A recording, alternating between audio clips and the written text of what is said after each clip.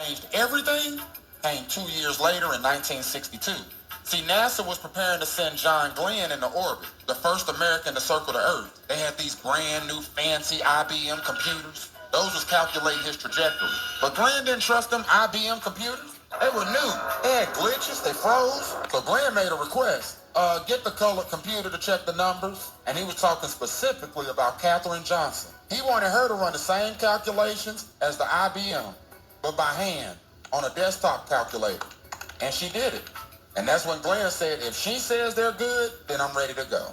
Let that sink in. The astronaut who became a national hero trusted a black woman in the segregated South more than he trusted $1 million computer.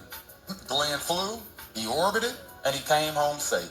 And Katherine Jihnson, she kept calculating.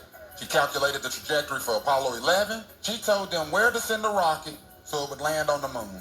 In 1970, when Apollo 13's oxygen tank exploded and 3 astronauts were stranded in space, her backup procedures and return path calculations helped bring them right on home, alive.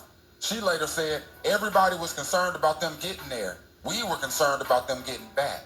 In 2015, President Obama gave her the Presidential Medal of Freedom. At the ceremony, he says, no one knows that John Glenn wouldn't fly unless Katherine Jihnson checked the math. She died in 2020 at 101 years old.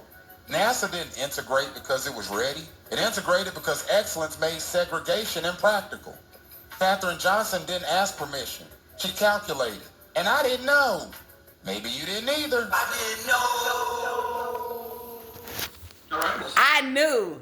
Hidden Figures, baby.